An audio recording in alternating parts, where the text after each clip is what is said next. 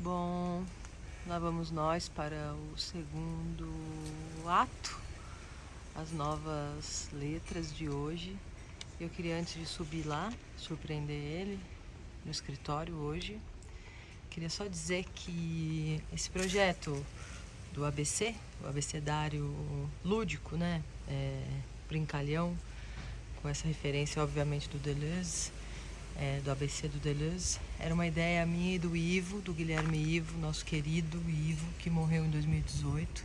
E desde então ficou parado, porque, sei lá, porque eu não tive coragem, vontade, iniciativa.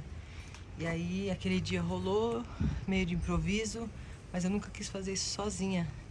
E aí então as letras de hoje, as palavras de hoje, tem a ajuda, a parceria na brincadeira do Paetov, da Esther Hamburger, da Patrícia Moran e da Laura Mansur.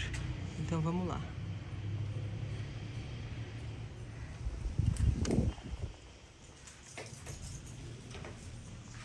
Pai? Oi, minha filhinha, você chegou de viagem, menina? Sim. Pá, olha, me pegou, sabe, em situação de dificuldade de fazer funcionar esse monstrinho que Mas tudo bem, sabe por quê? tido como avanço Deixa das ele um pouco. tecnologias. É? Deixa o computador um pouco, até vou tirar ele de quadro, porque Ah, eu vim aqui com algumas novas palavras. vai. É, Verdade? sim senhor. Que aquele dia foi muito legal Mas- e o alfabeto é longo. Por favor, mas ele é longo. Olha, é tão longo. Olha, até o analógico é longo demais. Puxa. Ó, E por que o analógico? Nossa, se a analogia não basta para pensar, mas tem grandes compositores que usam esse tipo de coisa muito importante para busca de rimas e aí pode por diante. ó, a gente começa hoje pela última letra do alfabeto, Aham. que eu antes dessas semanas que passaram tinha pensado em fazer o zigue-zague, imitando mesmo a referência do ABC do Deleuze. Mas depois da morte do nosso querido Zé Celso, Sim. eu queria mudar. Eu sei que Zé não é um conceito, mas na sua boca eu queria ouvir o zigue-zague do Zé Celso, esse querido artista que tinha exatamente a sua idade. Então, Zé. Eu pude anotar, né? Eu pude anotar a respeito disso só uma frase mesmo, porque o lamento, ele é aquele lamento, né? Que parece só uma informação. Ele é lacrimonioso, digamos. Ele estava lá. Fazia tempo, muito tempo que eu não via o Zé Celso. Bom, Zé Celso Martinez. O Zé Celso é uma lembrança que faz parte do meu aprendizado, não precisamente de teatro, mas aprendizado cultural. Aprendizado de amigo que me fazia ganhar, em relação à ideia de amizade, um universo, né, que não fazia parte da minha vida. Eu tinha visto realmente teatro ao longo da vida só em Araraquara. E justamente em Araraquara eu tive a ocasião de encontrar o sujeito que abriu minha cabeça, mas não só minha cabeça, o próprio, de certo modo, eu vim assegurar essa ideia mais tarde, abriu a própria ideia de teatro, a teatralidade, ter ideias novas em teatro. E o engraçado, porque muito pouca gente fala a respeito desse passado. Né? O Zé Celso, filho de um senhor que tinha um colégio, um ginásio, uma empresa de ensino, ele parecia a pessoa com mais capacidade. Ele é a irmã é uma historiadora, de dizer coisas.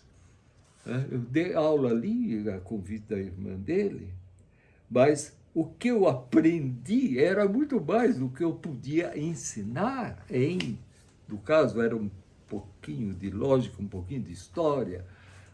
O fato é que com o Zé, você tinha uma sensação diferente. Primeiro, ele era, digamos, o nosso líder cultural no momento ali em Araraquara. Esse nosso tem pouca gente. Por exemplo, eu vou só dar um exemplo.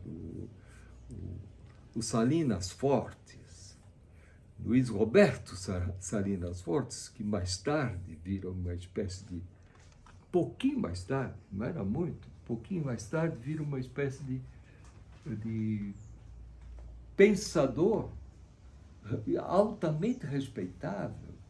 O Rousseau dele, existe um livro sobre o Rousseau. E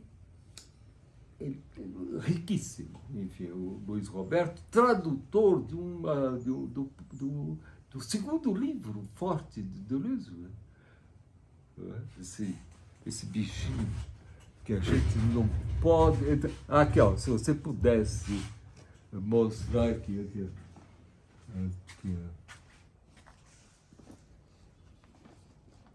Isso você está falando quando? Você está em Araraquara em que ano? Com o Zé Celso, Olha aqui, ó. se relacionando ali. O Logique de Sens, ele traduziu esse livro. Hein, Papi? Só dá a data. Dá a data pra gente. Não. Araraquara. A época desse primeiro encontro lá É 1960, 1960,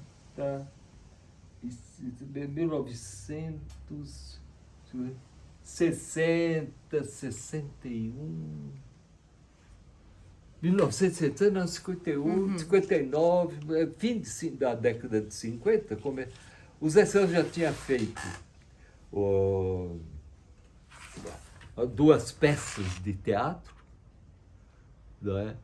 Uma delas eu vi lá mesmo em Araraquara, que era uma peça muito engraçada, que eu anotei essa peça quando morava lá, mas num dos cadernos antigos, que eu já não sei onde encontro, mas que tinha a ver, sabe com o quê? Com a ideia que ele chamava de crítica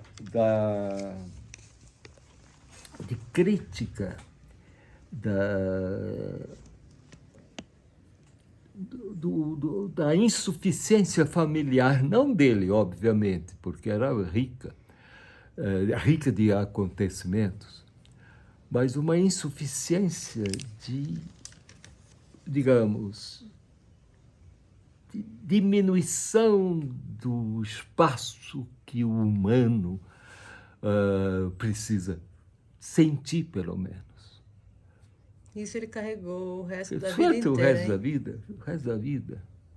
Aí, uma outra peça que achei interessante, de crítica da cidade, a coisa mais forte. Por quê? Porque a cidade, como a família, é importante e tal, mas o limite, ele assusta. Zé Celso era assustado pelas limitações. Então, a cidade também acaba limitando. Se você se entrega até mesmo a um patriotismo idiotizado, é limitação, mesmo que você ame um país, você leva esse amor, às vezes, a ser nazista. Um amor errado.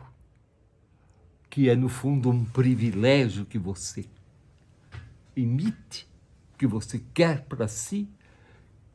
E, bom, enfim, é uma merda às vezes, simplesmente uma merda. Então, Todo limite precisa ser olhado com certo medo, faz parte. Tem medo de... Isso não pode limitar. Esse ganho meu aqui agora não pode me limitar. Você nunca poderia se limitar ao núcleo familiar, nem ao núcleo social X, Y ou Z. É o seguinte, é uma espécie de força da criação, esse vaguear pelo abuso do ilimitado. Aí, no caso do Zé Celso, leva isso a consequências maravilhosas. Por quê? Porque o ilimitado dele é o que jamais, cujo fim jamais é desejável ou encontrável, que é a arte. E aí uma arte que é presença ao mesmo tempo. olha aí como é. Presença de corpo. O P de hoje é presença. Você está me arrasando. Presença, Patrícia Moran que pediu. Então vamos direto para a presença. E presença é o núcleo, digamos que eu chamaria de núcleo teórico fortíssimo da ideia de presença. Você me desculpe, porque às vezes eu derrapo por alguns Não, livros. é nosso isso aqui. A ideia de presença implica uma coisa importantíssima para a gente aqui. A gente, eu digo, o pessoalzinho que anda por aqui. Não, tem gente boa, tem até cinzas,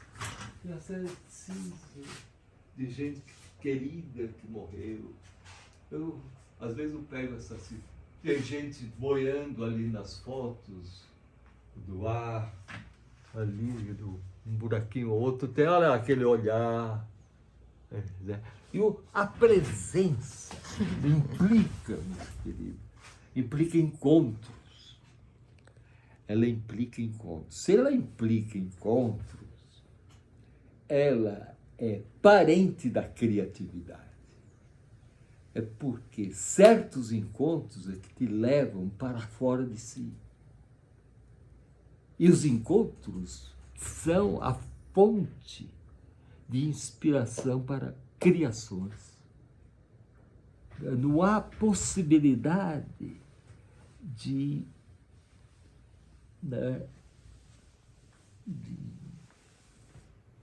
mesmo os encontros que causam mal-estar, não é? Aquele mal-estar. Por exemplo, na infância, eu tinha um treinamento num quarteirão muito escuro, de encontros estranhos com entes escuros que se movimentavam, nas árvores não iluminadas, à esquerda da rua pela qual eu passava, e encontros surpreendentes. Uma vez eu encontrei dois entes, porque eu tinha ido eu tenho um encontro anual nas religiões, que é visita aos mortos, etc. E duas almas, ou dois corpos ressurrectos, surgiram. Eu gritei. Aí, vendo aquilo, duas figuras assim, vestidas de negro e pele branca demais, uma tia e uma amiga dela que estavam conversando, se levantaram. Então tem presenças sobrenaturais também. É um sobrenatural no sentido absolutamente empírico da palavra.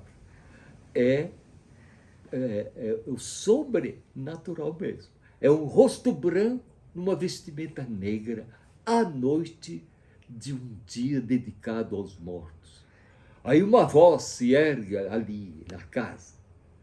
O que vocês estão fazendo com meu netinho? Era eu, o netinho, sim, e a minha avó, sim, minha avó, que se mostrou tocada pelo meu grito. Ah, meu grito de criança. Antes de eu ir para a próxima, porque apesar eu ficaria, e acho que muita gente, muitos minutos, Isso. mas a internet também é um pouco rápida, né? E os nossos vídeos são longos, não tem problema. Mas algo mais no P de presença antes da próxima? P... Ah, algo mais no P do presença. Ou conceitualmente, ou o que mais? Tem um mal-estar. Um mal-estar. Você tem presenças ricas em mal-estar. Não é? O mal-estar é uma presença terrível. Às vezes, mal-estar, o medo que o trapezista caia. Fantástico aquele momento? Sim, é rico, é rico. O sujeito andando, por exemplo, ou então você dando uma aula e de repente a ideia foge. Né? E de repente a ideia foge, e com a minha idade é muito comum isso aparecer. Você tá, por exemplo, suas perguntas, eu já disse isso, parece, alguma vez para você.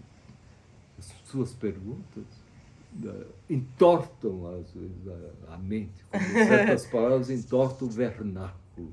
É que não tem muito lé com cré. Eu escolho, eu e esses amigos que estão me ajudando, são palavras e conceitos um pouco aleatórios, né? São amigos seus? E Alguns. será que são meus também? São. Ó, Porque... uma bela agora. Hiato. H. Ah, Hiato. Mas esse bicho é muito importante. É muito importante. Veja bem, ele é o entre.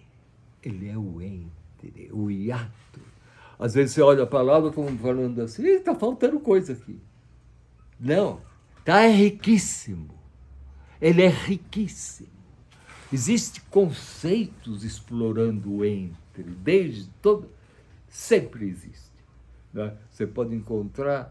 Então, existe um hiato riquíssimo que opera no entre, seja dos encontros, quando o pensador está trabalhando, como Deleuze, né? Claro. Todos, em qualquer ciência, em qualquer arte, em qualquer filosofia, é no entre que as coisas se dão, ocorrem, batem uma nas outras, dão sinaizinhos esquisitos, singularíssimos, e ou vem por uma intensidade inesperada. Uma intensidade inesperada. Então, o entre é riquíssimo. Né? Existe até um livrinho, parece, chamado A Voz do Intervalo. Tá ali. Tá por aí. Deixa eu ir até lá. Mas pode continuar falando.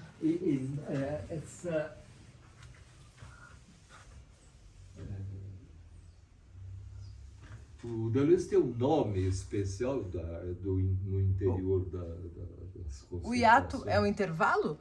Também? Hiato, intervalo, o entre. E o que ocorre quando eu valorizo o entre, o hiato, etc., é disparações desencadeadoras de criatividade. Tanto é que um conceito que o Deleuze trabalha muito, opera muito em todas as obras, é o conceito de disparo. São disparações que ocorrem em encontros intensivos. Ou seja, opera-se em vários tipos de encontros, intensidades inesperadas, vêm por um raminho, vêm por outro, e engata-se engatas, uma coisa criando com outras que se dão ali, inesperadamente você captura aquilo. Já é a captura um momento desencadeador de criatividades, pequenas, grandes, médias, seja lá o que for. Às vezes uma ciência qualquer tem a sua sugestão através de uma disparação dada por um elemento que estava fora da pesquisa. Existem casos, exemplos disso. O sujeito olha o modo como funciona o farol de um carro à noite, como aquilo. E o sujeito fala, mas isso eu posso capturar, eu posso criar uma situação em que luzes são assim, refletidas lateralmente, e eu posso capturar micro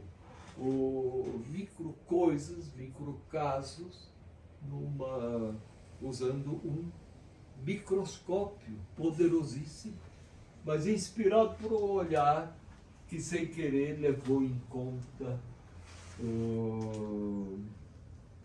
que fez conexões a partir do farol de um carro, do modo como os faróis de carro eles se iluminam lateralmente.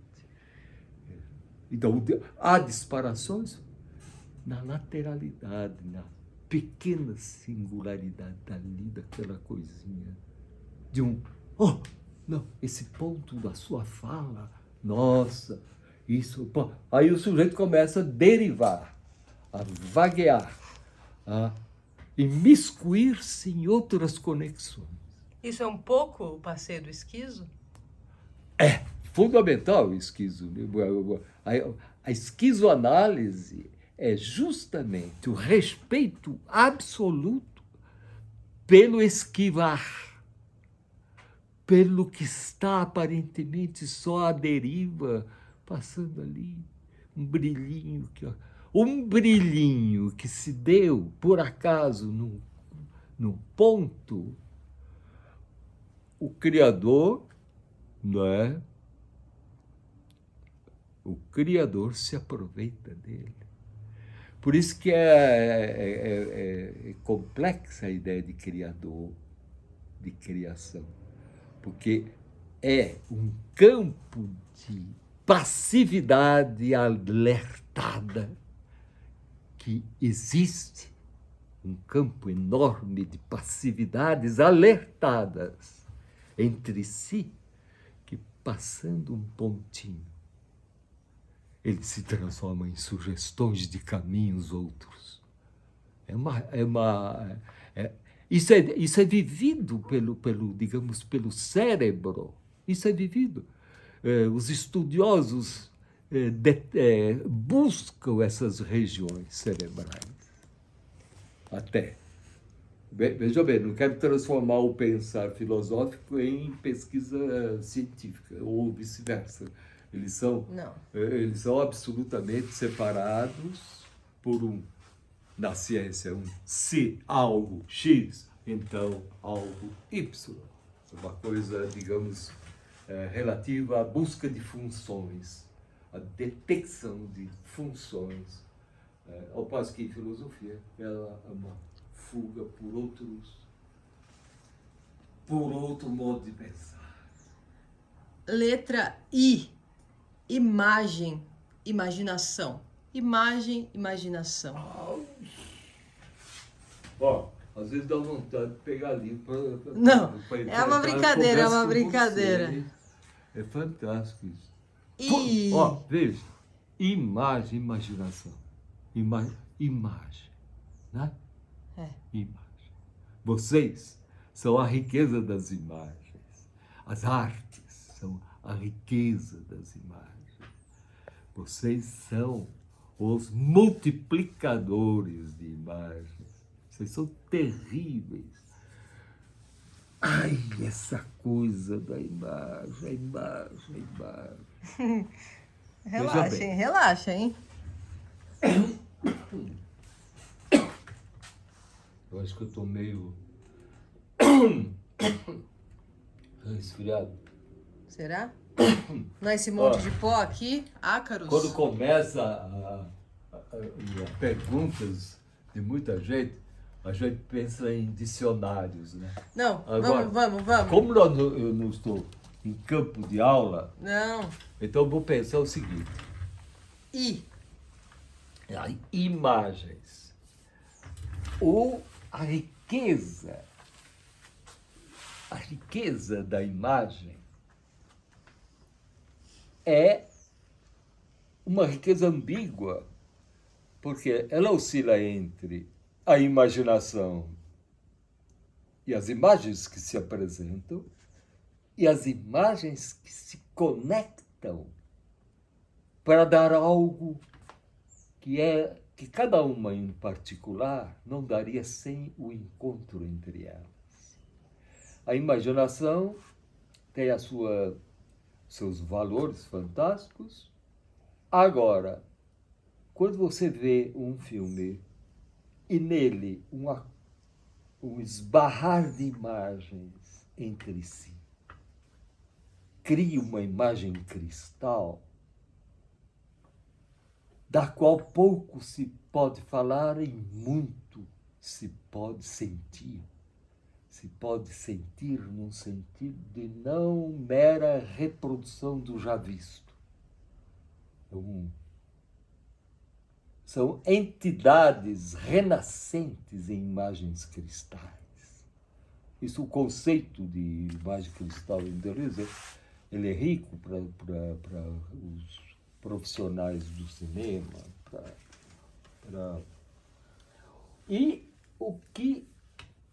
Mas o que me chama mais atenção para a imagem cristal é uma espécie de caleidoscopia que me é muito cara desde a infância com o brinquedo caleidoscópio e a caleidoscopia das conexões que se dão assim casualmente e de repente você encontra o ângulo de captura, o ângulo que melhor capture aquilo, seja de repente uma frase, de repente outra frase, de repente outra, e aí uma caleidoscopia pensante, uma caleidoscopia do visual, uma caleidoscopia do estar junto. Você quando entra nesse mundo das caleidoscopias, ou nomes melhores que esse e tal, é de navegação nas... pode às vezes não serem só leves, pesadas às vezes. Então. Mas do poeta que acabou de morrer aqui em Campinas, que ele tinha uma caleidoscopia no final da vida, ele sentia uma conversação com a morte, escreveu poemas a respeito disso. Olha... Tem mais uma hoje, antes que dê meia hora de conversa, tá em 28. É uma bem importante, bem gostosa. Desejo. Puxa vida, meu Deus, aí. Nossa. Bom, desejo. Qual é o melhor ângulo para essa palavra? Vamos ver. Eu não quero voltar a coisas já que já foram objeto de esforços demorados para mim, de prazeres enormes, de aulas, de livro, de tese, de mil coisas por causa da importância do desejo como conceito em Deleuze e Guattari. Né? Cartografias esquizoanalíticas. O desejo para eles, finalmente o desejo foi separado do prazer, teoricamente para eles, não depende do prazer, porque o prazer é relacionado a uma espécie de consumo, simplesmente, né? Ou melhor dizendo, ele peca, no fundo, por uma certa pobreza no campo da criação. Apesar de todas as criações relativas ao como excitar o outro. Você tem uma lista enorme, antiga, a respeito dessas coisas. Isso operou durante algum tempo na ideia de amor. Agora, desejo, ele opera num campo problemático de criações.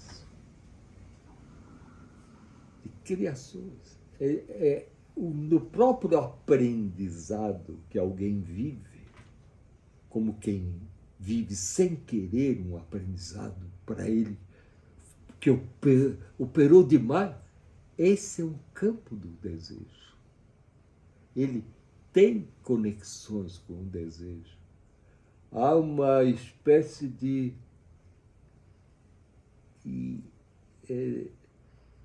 como se diria, o desejo como movimentos de um problema se aliando à criatividade do seu desenvolvimento. Veja bem, tem que ser suave a conexão, não é uma coisa que é desejo, portanto, não é isso. É um mútuo envolvimento